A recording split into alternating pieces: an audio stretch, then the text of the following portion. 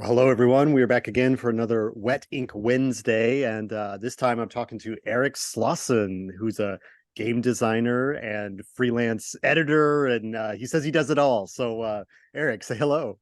Hi, how are you? So we're obviously we're ostensibly talking about Home, the haunted house RPG in a box, and your haunting tale, the house that hmm hungers. I think we'll get to that in a little bit, but before we get there, obviously this is not your first foray into the industry. So, how did you become a person who does it all in the industry? Like makes board games, makes role playing game. You're telling me you're editing a board game? Is that what you said just before Yeah, this? I've all kinds of stuff. Yeah, today I woke up and did some designing, and then I shifted from designing to editing, and then I shifted from editing to writing some content, and then I'm hopping on with you today. So I wear many hats, but yeah, this will be my almost 9 years in the industry. I Wow. started in 2015. And as just kind of a player of board games, I always like played games growing up, like Scrabble and Uno and that kind of stuff. Yeah, yeah. And then in college, you kind of shift to like party games and just stuff to play while you're hanging out. And then You were you my college was like a lot of apples to apples. That was like apples to apples yes, was new when I was in college and nobody had played a game like that before. yeah, And so we yeah. played it all the time. All of those, yeah, it was just like pure party games, and then just like cards and that kind of stuff, but still nothing like complex. And then in 2015 I kind of rediscovered like board games and all of these mechanics and all of these different experiences and like narrative games and choose your own adventure games and cooperative games and all kinds of stuff. And then when I was in high school, I worked in a movie theater, and Right. after the theater closed at like 1 in the morning, we would go up into the where like all the projectors are and set up like a card table and play D&D among all the machinery and the film reels and stuff. It's like one of my most nostalgic memories is playing D&D among I all these like you Usually know people go down into the basement to play. You went up into the projectionist booth. yeah. That's pretty incredible. So yeah, when I started getting back into games and stuff, I revisited like the role playing side as well. And my design side, my board game design side, kind of kicked things off as far as my career goes. I made a bunch of party games like MonsDRAWsity and Tattoo Stories and Pun of Your Business, a bunch of like again party stuff. And then I am kind of a person who is always looking for the next thing or the next challenge or the next kind of artistic outlet. And so I started thinking about the things that I've enjoyed, one of those being RPGs. And so started reaching out to people like, hey, let's can I edit something you're writing, or can I Right. write a little module for you, or can I what does that side of the industry look like? And yeah, so I've gotten to do a lot of kind of narrative writing, choose your own adventure stuff, some light role playing, and then home. Um, Jules, Julian Kim brought me onto the project as one of my first like pure kind of RPG storytelling things. All right. All And it right. was just like a blast to write for, and I'm really excited for people to Yeah. play it. Eh, So, I mean, do you then I assume like I assume this already because like a lot of the people that were the stretch goal writers for Home are people that Jules and Doug knew, and I associate that there's like I'm from Louisville, Kentucky, Mm-hmm. and so I'm very far from the not that I'm far enough from the East Coast that I do not feel part of like that community, but there I Mm-hmm. feel like there's a very strong like New York, New Jersey, Philadelphia, like you all you guys know each other because you're all like Yeah. only a couple hours away, no matter what city the con is happening in. You all show up at the same places and you all know each other and you all work on each other's games. It's but when I'm saying you as if you're part of that, I assume you are, but maybe you're not. I don't know. Like Yeah, are I you mean, part of only that arc of creativity that's over there from, Philly to Boston? somewhat recently. I mean, I have been in the I have kind of collected these friendships and these connections and gotten to meet all these people from conventions. I mean, luckily, like a lot of the, there's a lot of conventions on the East Coast or kind of on this half of the country. And as far as like board games go, now there's on the RPG side, there's a lot of cool stuff like Big Bad Con and Yeah, Big stuff on Bad the Con. West Coast, Orca That's the Con, like premier. yeah, there's all kinds of cool like weird stuff going on the on the West Coast. But yeah, like like I said, my first part of my career was like more just traditional board games kind of stuff, and so that was Yeah. like your Gen Cons and your PAX Unplugs and your you know Origins and all that kind of stuff. And so yeah, but I got to meet Doug play testing some stuff of his, and then I got to meet Jules through Banana Chan, Mhm. and then She's the center of many webs. yes, exactly. She's introduced a lot of people to a lot of people.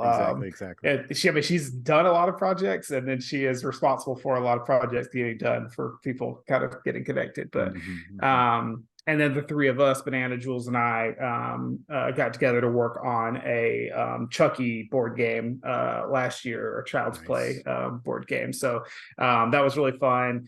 But yeah, it's been neat to kind of meet all kinds of different people and get to work on these kind of creative things, and just bring, especially something where we each have like our own little style or our own little Right.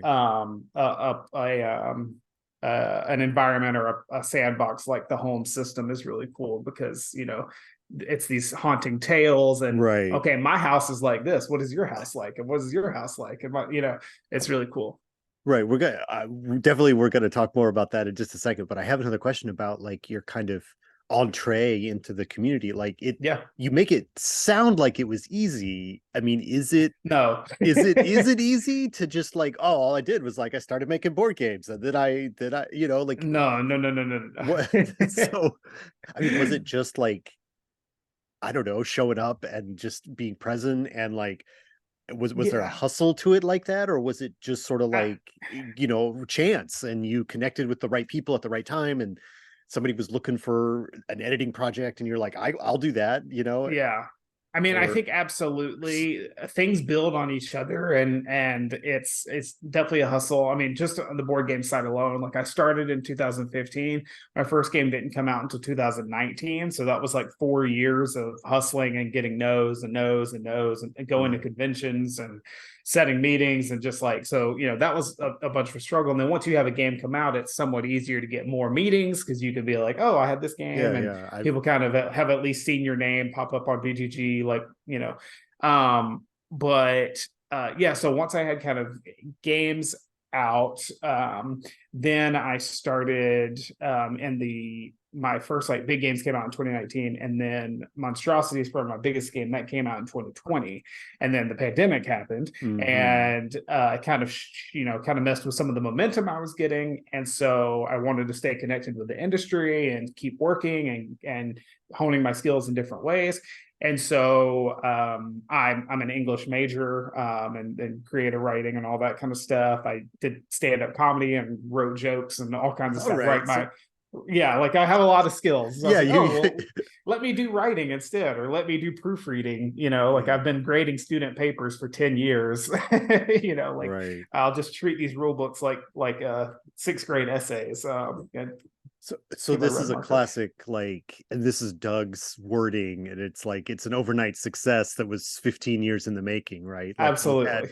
you had a lot of rework that you didn't know was going to be come in handy, and now you've built on it. Like, Yes. like you just Yeah. said, the if you were doing all that stuff when you were doing whatever, the art, the theater, and the creative writing and the editing student papers, you weren't thinking that it was going to be relevant in this way, but not No. Yeah. necessarily, right?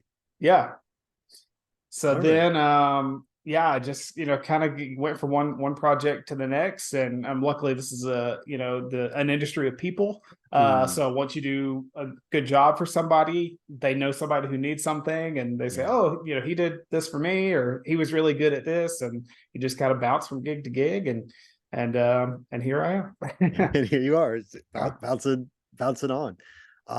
Yeah. So, well, that's great. Thank you for walking me through all that. yeah. It's it is. I don't know. Everybody's. I don't know. There's so many ways to react to it, right? I mean, everybody's success is sort of the same but different, in a lot of ways. Well, it's not easy to succeed, I guess, but then like you make your own definition of success, right? So like Yeah. whatever your level of success is, that's you can you don't have to be you don't have to be Alan Moon, I guess, to be Yes. a success, That's like the the brain poison, the toxicity of creativity sometimes is, if you're not Isaac Childress or you're not Elizabeth Hargrave, you're not Alan Moon, then it's like, what right, am I even doing? If I right, can't right. be the top, if I can't make $1 million every year, what am I even doing? If there Um, if there aren't 25 to 50 boxes on the shelf of Dominion, like yeah, Donald X Factorino, like yeah. why bother, What yeah, am I even doing? Yeah. right. Anyway, So yeah, I just try to it's like that in the RPG side too. yeah, if you're not winning in any, what are you doing? Well, I meant more like that, people have like you get so big that like the biggest game companies don't even come to the conventions anymore because they don't need Oh, publicity, you yes. know. Yeah. Anyway, there's always a bigger fish to pursue, I guess, Yeah. is something else, but that's neither here nor there really. So let's talk about home specifically. So Yeah. like if it's your first, I mean, it's sort of you mentioned the Haunting Tale system, so there's like the core game comes with these the for those of people, I don't know who would be watching this video that doesn't know what that game is, or but if your name has brought them into this video, Hmm. I'll say quickly that home is a haunted house in a box, one night exploration mapping game. You play a character, you have an archetype that is your character, like either the expectant heir is the one of my favorites, that they expect to inherit the house. This is their house according to them, right? Like, Hmm. and then you stack up a deck of cards and you've got the outside the house and you go into the house and then midnight and then the witching hour and then dawn is at the very bottom of the deck and you have to go through all the deck of cards to tell the story of exploring the house, and rivalries come out and people get injured, and what do you need from the house, what do you need from this experience is different for every player, and you get down to the bottom of the deck and maybe you were lost to the house and maybe you walk out in the dawn light, whatever. Anyway, so that's the game home. And then we did stretch goals and it's like, okay, who's going to contribute what? And so it's a unusual request as far as like commissioning people to contribute, because it's like it's only you're going to write like 14 cards that are going to be part of this shuffling into the deck, and they're going to get Hmm. shuffled in. You one character, some outside cards, some midnight cards, and then those help set like the tone, but then you're working off of a deck. You're not writing every card in the deck, obviously. Hmm. You just have this little bit. I think it's like about 200 words. It's like not a very big effort. Yeah. It's So a big there's challenge. lots of things that are very unusual about this request for this particular thing. Although, I mean, I say that as an RPG guy, so like maybe like, hey, write 200 words that are going to fit on 14 cards is not as unusual of a request from your point of view. So, Yeah. so how did you feel about it? Like, as like getting this, like, like, is it a weird request or is it like, oh yeah, 14 cards, got it. I do this all the time. Well, I mean, I think yes and no. Like it was definitely a unique challenge. It's a unique system. It's a cool way to kind of generate these storytelling prompts. I did have some practice with like prompt writing or content writing. That's another thing that I do. So like if a company, say for example, we want to make this conversation card game for couples and we have like 50 questions that are good for couples, we need 200 in the box.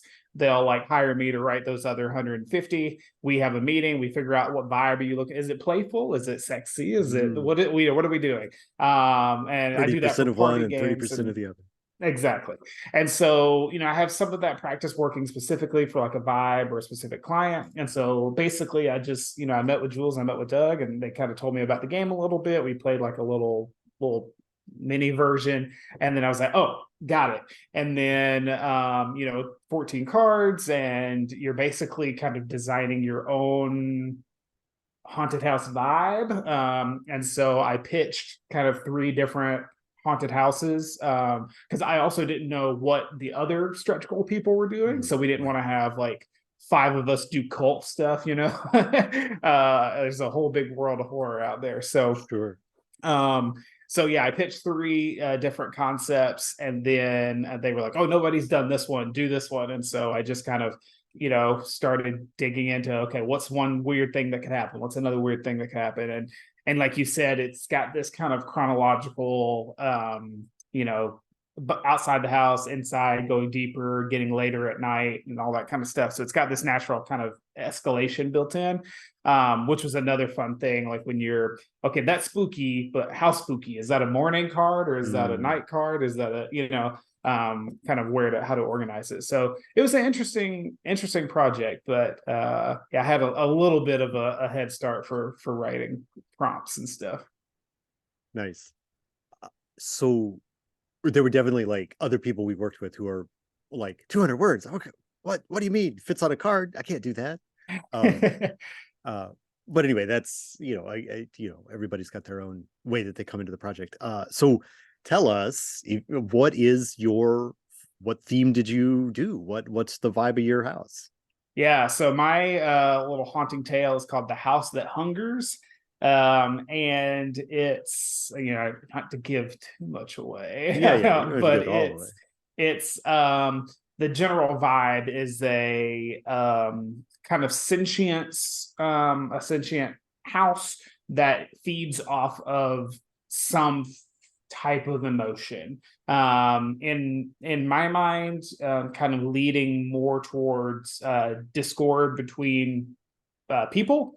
So it kind of is sowing discord between the people, kind of maybe making you hallucinate something like that someone said about you, but they really didn't, and it's kind of feeding off this negative energy. But I kind of left it a little bit vague enough so that it could feed off of other emotions, or it could feed off of like literal blood, like you fight so much that blood droplets fall into the floor, and like Yeah. the house sucks it up, and that's what it was looking for the whole time. So it's got a little bit of flexibility, but Yeah, I like the format for these prompts is sort of like it's I mean all of it. I mean not just yours, but like yours especially, like they have sort of like, there's one I was reviewing them. Actually, I can show you the packet that your oh cards are in yes, are yeah. this is the production sample. The At the time of the recording, the products, the boxes, all the whole of it, all of it is scheduled to it was supposed to arrive 2 days ago at the time of recording, Oh, and so we don't know. blame it on the snow. It hasn't. Well, sure, it might be. It might very well be, but like we Yeah. haven't heard that it's arrived yet. But that's where it is in the production at the time of recording, is that it hasn't arrived in this shores yet, but it's supposed to. But this is the production sample. So here's your little Oh, so one cool. pack. I don't know. I'm waiting to open them until I have a box to put them in. But anyway, one of them is like the whole format is like it's sort of like like so much in a role-playing game is like you can do so many role-playing games are sort of like, oh, you do whatever you want, right? Like Yeah. oh, can I roll this skill to try to make that happen? Like, yeah, sure, whatever. But then like trying to condense it down into the prompt form to try and generate that sort of like tension or whatever. Like one of your cards is like, you hear something weird and it's annoying you, and you open the window and you shout out the window. Like you've told the player then like what they're doing, but then the Yeah. question is, they're like, why did this make you mad, or like what did you shout, is like that's where the player gets to explain their action, but they don't get to decide what their action is because the card said that they're yelling out the window. That's Yeah. the overwhelmed emotion that they're experiencing in the moment, and then they have to figure out, based on their archetype and what they want to do, and the preceding cards that have gone around the table, like what makes Hmm. sense about why you were screaming out the window. Or a lot of your cards are like, and then you do something very violent or very, very, very not violent, but like, dramatic. Like Yeah. you do something dramatic, like yell out a window, or it's a mannequin that gets destroyed, Oh and yeah, the poor uh, mannequin. Yeah. again, we won't tell all the cards, so, but they're so anyway, I guess what I'm that's the sort of the format, but like, what is that? I don't even know what I want to ask, but just like, is it sort of like, do you connect with it in that same way that I'm thinking of it, where it's like you're taking it's not exactly agency, but like you're telling the player what they did and inviting Hmm. them to explain why, rather than creating an environment where they get to say what they do. Like there's a different way to approach it. Um, and many of the people, I mean, I think the Haunting Tales format lends itself to that kind of writing. So Hmm. um, what is how do you respond to that, or feel that, like, is that, I mean, you're creating a mood, you're creating a vibe, but like, is there, again, I don't even know what I'm trying to ask, but just like, Yeah, I think what's the it's just an there's a interesting form of scaffolding. So mm, I'm a teacher and in my like my day job, and yeah, there's this concept of scaffolding. The classic example is like training wheels. So you don't right, just right, like start riding a bike. First you get help, then you take the training wheels off and somebody's holding on to you and you've got the two wheels, and then they let go, and maybe you're going downhill because that's easier, and then eventually you're able to like do all kinds of stuff that you want to on your own, but there's like a support system. yeah, You're yeah, not like on your own. So there are some RPG systems that are like not scaffolded, they just throw you into the deep end and hope you can swim. But I mean, or they this is rely on why. you knowing what they're doing, that kind of Exactly. thing. Yeah, like this is why we have like player handbooks, this is why we have like monster descriptions, this is why we have, because it's you can be creative. It's still very creative and great storytelling, even if you start with like a little kernel to inspire your what happened to you. Hmm. So I think that I'm viewing it, each card is just a prompt that is specific enough to make the player understand, like or to plant a seed of like a specific thing that I want to happen, a thing for them to do, like maybe like you were saying, the verb, the action that they're doing, they don't have as much ability to massage, but like the why, the how they did it, like who they did it to, like Mm. there's all kinds of ways that you can work around that. And it's one of those things like where restriction sometimes breeds creativity, like you Oh yeah. know so and it's a part of horror as well, like not having control. That's why it's spooky, is like you feel like um you're not all the way in control of your own body or what's happening to you or Yeah, yeah, whatever. Like, oh, I'm suddenly mad, and I I didn't, I don't know where that came from, but I'm furious now, and like, how do I react to that, and what does that feel like, and how do I externalize that, and all yeah. that stuff. Yeah.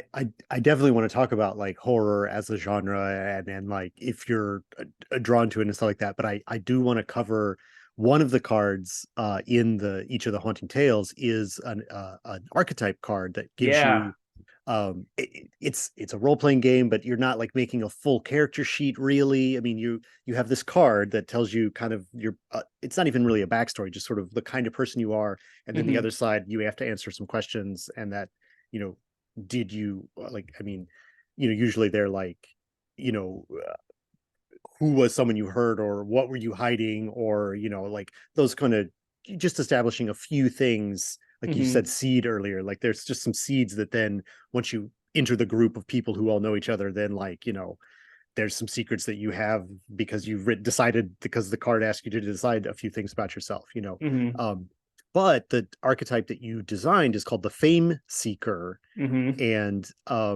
so like I wanted to jump to that, right, for you talking about like not really being in control of yourself, and why does that, like the suddenly mad and all, and those things that your Haunting Tale deals with, is that, is there I mean, I see a link in the about like the person who wants to kind of be in control and wants to be the center of attention, but then that sort of is like, as a classic horror trope, right? Turned sort of like, upside down on itself, because then like you're doing all these, you're sort of like, to the extent that the house is in control, then you're doing all these dramatic actions that, sort of should fulfill you as the fame seeker, but also they're not necessarily healthy or Yeah. healthful actions. So I mean, again, this is the link that I'm making between these two. Is I that the love link it. that you? Is that the link that? What was your? Why pair this archetype to this haunting tale for you? Like, what's the? Yeah, so I mean, I think I'm trying to. I should pull up my notes. What my other like little pitches were. I think because I think I did three pitches for the house and three pitches Uh, for the person. But this is the one that I actually did like the most, and it was kind of a.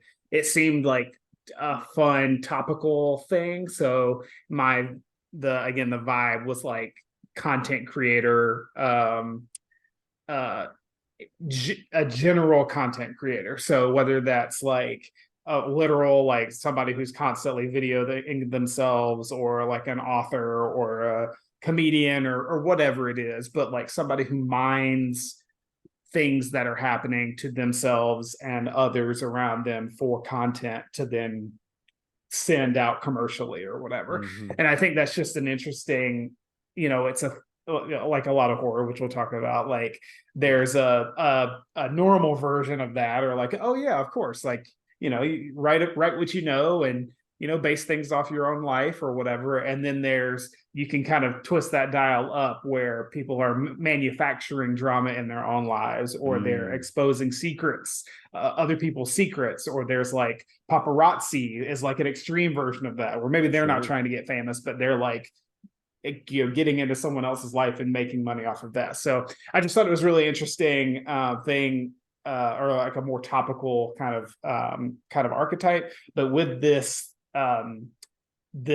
my house feeding off of discord or feeding off of negative emotions, I thought it was a fun idea to have somebody who might inwardly have some type of tension, like they're aggravated that they're not the most famous person at the house, or they keep checking their phone and like the video they made isn't getting any views, or like they have like an internal aggravation that's kind of rising, but then they also might get tempted to again sow discord between other people, like a reality TV producer, like, oh, if I can get Mm, these two people to fight, I can record it. So I just thought it was an interesting thing that had they did play together a little bit. yeah. Uh, I mean, there's several things I would say, but you talked about the reality TV producer. I just played. I'm not going to be able to remember the name of it, but it was a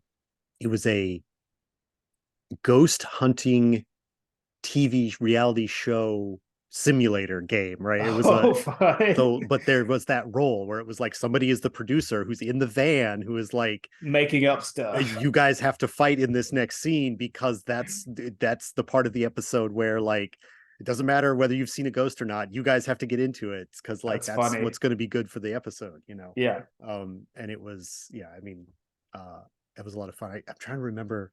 I don't know, I could sit here and remember it, but we don't need to. But it was and what but that relates to it. I think you're talking about the social media thing, and this is going to kind of transition into the horror discussion, I think, that we want Hmm. to have. But it's such a trope of criticism, or I don't know if it's criticism or whatever, but like people are like, oh, back in the day when you didn't have a phone and so everything was scary, that's like often commented upon thing that like, being a person who was young in the 80s, like I remember those times when people didn't have cell phones in their pocket and stuff like that. Hmm. Um but I reject the idea that like that's the only time that you can have scary things. Like the phone is not the end of scariness to me. Like that Sure. connection to other people is just a new vehicle for horror, in my opinion. Like Yeah, absolutely. and so it sounds like you're thinking of that the same way, where it's like you get this the person is isolated in the house, but they can still like see the internet and see the live stream of how irrelevant you are while you're doing the like Yeah. exploration of the creepy house is sort of like an instant feedback, and it's not, it's almost worse to be connected in that way. Hmm. You know, you can set up the story that way. What I'm saying is people who they always want to take the cell phone away from the, you know, that criticism of horror, that it's no fun now that everybody has cell phones. It's like incorrect. Be a better writer. Um, Yeah. that's Yeah. just my opinion, and it's not a terribly well informed opinion because you know, but whatever. It's just my gut reaction whenever I'm like, whenever I hear that about the phone. So here's proof case Yeah, I of mean, yeah. if you it at least makes it available. I think I have some early cards or early like there's that you mentioned the outside the house phase, Mm-hmm. like before you even go in. There are some things that I planted the seed where, like, if you want to say that you lost your phone or you check your phone and the Yeah. phone's dead or whatever, and you want to set that tone, go for it. But I think, yeah, like you could definitely integrate cell phones into horror now and still make things scary. I mean, um Well, you get the messages, like all kinds of weird messages you could receive, yeah, or like it's who's all calling kinds. you, Yeah, or or you you need know, it to be quiet and then it starts yeah, yeah, vibrating, and or like, yeah, there's all kinds of stuff. there's lots of stuff. Yeah. So anyway, so Or that's just like as a millennial, just anyone calling you, period. Your phone ringing, and like oh no, what that's is that? yeah, yeah, that's a Yeah. horror story all in its own, is having I to mean, have a phone conversation. sure, sure. Yeah. And yeah, yeah, I think it's just the isolation, the connection is can be the horror, not necessarily the isolation. Yeah, that's a Um, great way to put it. Yeah. yeah. Um, so is there anything else that you would like to say about the Haunting Tales, the House That Hungers scenario, or Haunting Tales specifically? Because we've dropped some things I want to ask you about, like some more in-depth discussion of horror as a genre. Yeah, yeah, yeah. But anything Excited to you talk want to about say about horror. the other cards before we move on? Yeah, I mean, I'm just excited for people to get to play it. I'm excited to hear, or I'm excited to also get to play it with people and just see how people interpret things that oh wow, I didn't even think somebody could take it in that direction, Mm. or whatever, and just, yeah, just kind of get lost in my house a little bit. So I'm really excited for it, and I think that it was a really fun project, and hopefully, there's a home two, or a home a mansion, or whatever you got to make it bigger and bigger or Oh whatever. man. Oh man. You got to buy two sets and mix then you have enough cards to do multiple floors. And yeah. Exactly, We exactly. did we have definitely talked about like another batch of Haunting Tales at some point, right? Where we Hmm. get, you know, some of the same, some of the different people to write, so that you know, there's certainly that potential, like to keep the game a little bit evergreen in that way. Yeah, Or I mean, I think that this is, the ideal, um or one of the things that I find the most, like, I kind of artistically rewarding is, like, art imitates life, life imitates art, like mm, that whole kind of cycle. But for my other games, it's when something in, like, in the real world, my games have like an impact in the real world. So mm, it's not just you play this thing and then it's over.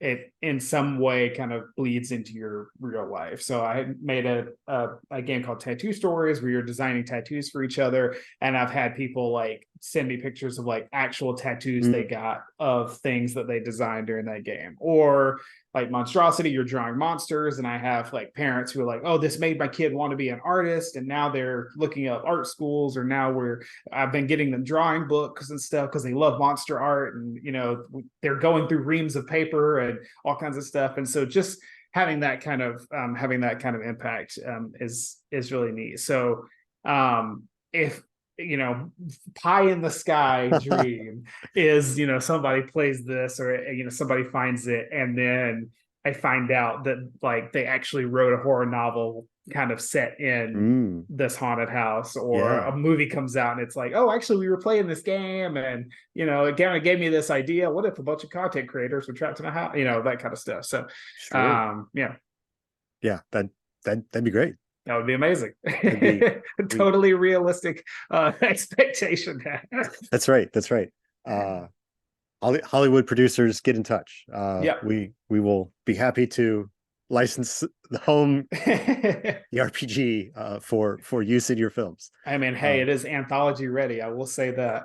that's right. That's right. That's right. The more the house changes, the more it stays the same, Yeah. or it stays the same the more it changes. I don't know which would be better in this one. So have you worked in, I mean, you talked about monstrous, and that's sort of like on the edge of any sort of monster thing is on the edge of horror, and obviously Hmm. this is a horror thing. Have you worked in a lot of horror things? Is that something you're naturally drawn to, or is that it just happens to be that this one is this way, and Hmm. I don't, tell me about like your appreciation of that Yeah, I sort of also storytelling. I got to work on the Child's Play game of the Oh yeah, Chucky yeah. game with Trick or Treat Studios. And that is a fun kind of mix of a kind of board game and a choose your own adventure game, and so there was a lot of narrative writing in that. So that's the other kind of big horror project I've worked on. But when I did whenever I played D&D outside of high school, I'm generally like introducing it to people, so I'm like constant DM, like and Mm, mm. so a lot of my one shots, some of my one shots are like horror themed, or kind of get spooky. But as a kid, I was one of those, I was pretty much allowed to watch whatever I wanted. And so I grew up on like Freddy Krueger and Michael Myers and Jason Voorhees and Chucky, and Sure. and then you get into like the B movie. I was like Piranha and Critters and Tremors and Sure. into the sci-fi realm. So that's kind of what I grew up on, and I kind of weave in and out of the sci-fi side and then the horror side. And kind of creature is the middle of that Venn Yeah, yeah, diagram. yeah. Like I love creature art, but I think there's a in the past, I don't know, 10 years, 5, 10 years, the horror like film genre has just so many just bangers of like thinking of home, kind of like enclosed things. So like Midsommar, like just it's this one little compound, this one little camp, or Get Out, it's this one house, Hmm. or Hereditary, like it's basically this one house the whole time. There's a couple other little scenes elsewhere, but and there's a lot, there's this also this tropes and things that come in and out, the same way that sci-fi a lot of times is used as like a social commentary or Oh, whatever. absolutely. Horror has that same kind of vibe. I mean, Yeah. you've got Romero zombies, like consumerism stuff, and Hmm. but the thing modern, it's like this generational trauma vibe that's Hereditary and Smile and Talk to Me and all these other kind of horror. So they're fun to watch. Horror is like fun to watch, and like the practical effects or the gore or the just the jump scares or the Yeah. sound design or whatever as like a film person is fun. But I feel like you also get really cool conversations afterwards of like, you know was this just, well, I guess sometimes if it's really just for shock value, or it's just a Right. kind of gore horror movie. But if you can see that there's something else that the director's trying to say, or that something else kind of going on under the hood, it's a fun kind of conversation.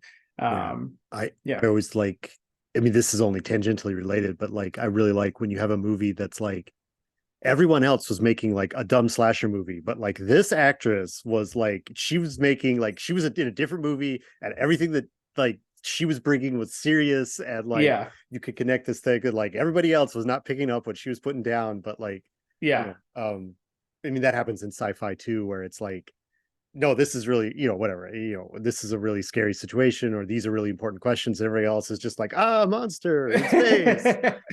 Yeah. Yeah. I don't know. Obviously I don't know. No examples come to mind specifically, but it's like that's always a thing to reinterpret. I guess I mean it's not even really it's a barely an example of this, but since we're in January now, I recently watched Gremlins Oh, great. with some friends well, the day before Christmas, and I guess it was the 20. It doesn't matter, a couple days before, but that in that movie, the mom, like when she hears the critters in the house, the gremlins, she goes to the Yeah. butcher block and pulls out two butcher A knives. knife. Yeah. And like, so it's like, what happened previously in her? Because like it's an 80s mom, you could like just as easily have had her be like, screaming, and she's Yeah. just like, nope, this is a situation that I know how to deal with, or Yeah. at least that, it's not commented on. It's only that one scene. She doesn't do Yeah. any other like former sniper stuff in the movie. But I like, for me, I'm like, I have put in a story about like her past life Yeah. where like where that makes her reach for that knife when she hears the weird sounds upstairs instead of anything else. That's the thing she does. And Yeah. so It's that's a the kind of cool. thing that I'm talking about, where it's like everything else in that movie is not like that, but that small bit of that movie where she fights the gremlins in the kitchen is like she's in a different movie at that point. Yeah. So, You're like, yeah. whoa. There's what was the example I was just thinking of?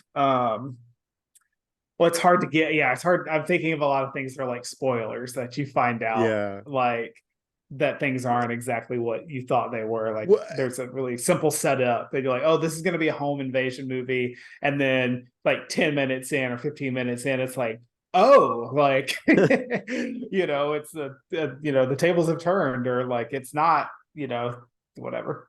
yeah. So, I mean, you listed off like some of those titles that you listed off recently, like all the movies that you were really engaging with recently. I mean, some of those I recognize and some of them I don't. I'm not, Hmm.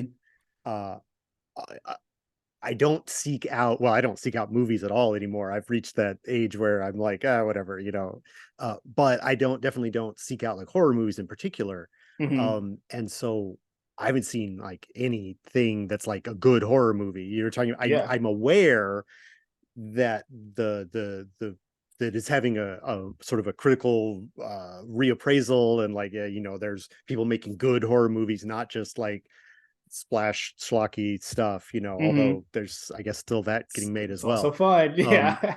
eh, but i I feel like, as somebody who doesn't engage with it, it's not that I wouldn't say that it's just so strong that I avoid it. I just don't seek it out, right? So Hmm. um I'm always a little bit curious when someone does. And you talked about the intense emotions, and like you get those jump scares and your heart's beating, and or then like, oh, and it's so much fun, and I'm like, that doesn't sound fun to me. So, and I've had this same discussion with a couple of the people in this series about the home thing, Hmm. about the home game. So clearly people love it, and when I've played home with like really serious people that want to lean into that, and Hmm. they are miles ahead of me as far as like engaging with the awful feelings that a horror situation can generate. Hmm. um so I'm still seeking an answer to like why people like that. Is it like an acquired taste, or is it like something about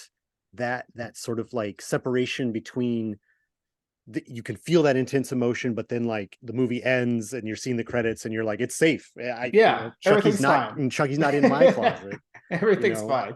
Yeah. I mean, I is it a think I mean, the two analogies that I would use, one is like roller coasters. Like, you're mm, not going to die, hopefully. I mean, it yeah, does it, happen, but it is relatively it's, rare. yeah, but it's tricking your brain into experiencing Mm, adrenaline and a threat response. And, but, and the more you get into it, if you rarely go to theme parks, and it's just every once in a while, it's like a very intense kind of, like, your body doesn't habituate to it. And mm, so that's like, yeah, if you're only watch a horror movie every once in a while, and you only watch the one that everybody is talking about because it's so scary, then yes, you're going to have a bad time because you're constantly in fight or flight mode. But if you kind of like the more you do something, you mm, start not like just passively enjoying it or having it happen to you. You can appreciate like the design. So if you're like a roller coaster Mm. person, you could be like, oh, I like that was a really cool way that they did this, or like, this did you it's if you ever go to a theme park and they're like, oh, this one's actually the tallest one, or this one actually goes the fastest, or this one has the most loop-de-loops on the eastern seaboard, then that person's having a different experience than you are, you know what I mean? So No, yeah, I I can mean, see that when I'm comparison. I've been to a theme park once or twice. I can yeah. definitely understand that analogy. And then the other analogy is like spicy food. So Mm. like I'm not a spicy food person. I'm like where you are, like, why would you subject yourself to that? But I am like a foodie. Like I love cooking and I love food and stuff. And so I I can I can understand that it's just a different flavor profile. And Hmm. it's like there are some hot sauces that are just pain. They're just there's no flavor. That, But yeah. there are some that are the recipe is a creative way to, like, yes, there's some pain, but like, oh, we balanced it with a little bit of citrus, or like a little bit of and you can and the more that you eat, the more that you experience that, like, yes, your taste buds die a little bit, you habituate to the pain, but you it's just appreciating the art and appreciating the creativity and the surprise. So like I don't I have an appreciation for like cool practical effects Yeah. and like gore and all that kind of stuff, but I have my limits, like I'm not a human centipede person. I'm not a terrifier person. Again, if like horror fans are like, if I get that vibe, I'm like, oh, I'm good. Like I kind of understand what you're going for, and that's not really what I'm looking for. But if uh but I don't know if I'm watching a movie and it is just happening to me. Hmm. I think I can handle it a little bit more because I am so impressed with like what with the direction or with Yeah. the sound design or with that gore. That How did they do that? Like, how did they Right. think of Right. that? Or like, um how are they getting away with this? How am I getting away with this? Yeah, I can understand all of that, and I want to build on one of your analogies. So like, the if the horror is the heat, and like it gets cut with some citrus in some high-end sauces or whatever, what Mhm. are some of your favorite like notes to add to horror to make it really sing for you? Oh, that's interesting. Well, I mentioned What's creature what? effects. Yeah, yeah, and the Yeah, practical stuff. practical stuff. I think uh oh, that's a really good question. What do I cut? What do I cut horror with? I think I tend to, for me, it's the other. I'm leaning heavily on film here. I am a big horror reader. Like I love Stephen King, and Grady Hendrix got some cool stuff.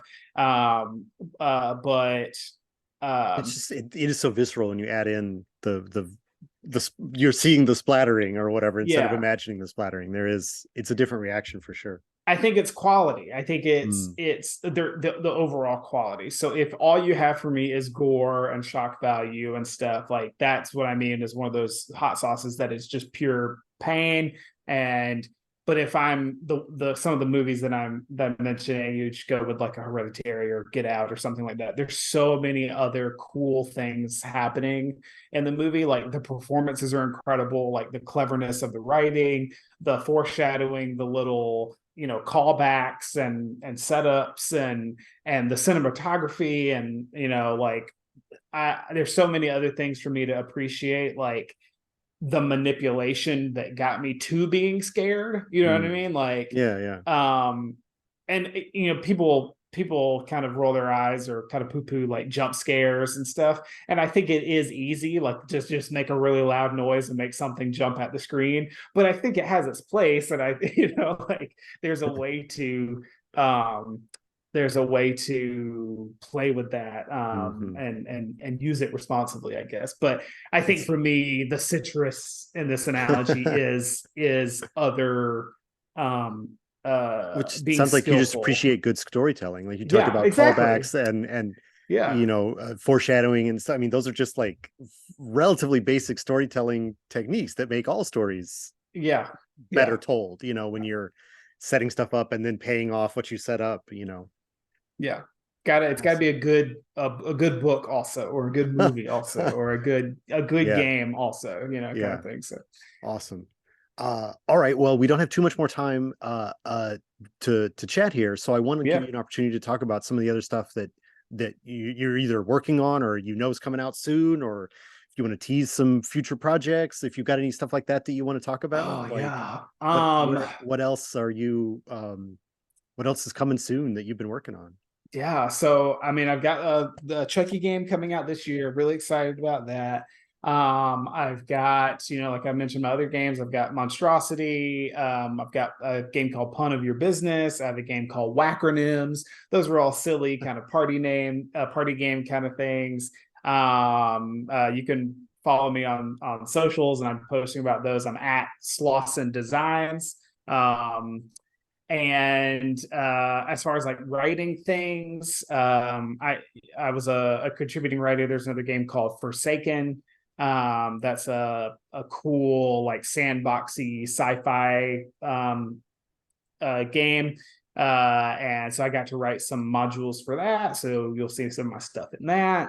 Is that an RPG Um, or another board game? it's a board game. Okay. It's a sandboxy kind of thing where you all it's competitive, and you're all with kind of a different character, but it's I'm going to go over to this continent, I'm going to get into this adventure, you go over to that continent, you're going to try to rob a bank, I'm going to try to do this. Huh. And so you each have your own little story that's going, and that's how you're getting points, and that's how you're growing your legend, kind of. You're Huh. kind of trying to be the coolest person basically All by right. doing some board game kind of mechanics. So it's really cool, and that was a It's fun, sounds an another interesting like, mix of things. it has to be less than 200 words on a card kind of challenges. Yeah. But yeah, that was the sci-fi thing that I got to work on while I was working on the horror thing. So Nice. um but yeah, I've got another game coming out this year called Vibes. That's another party game, kind of a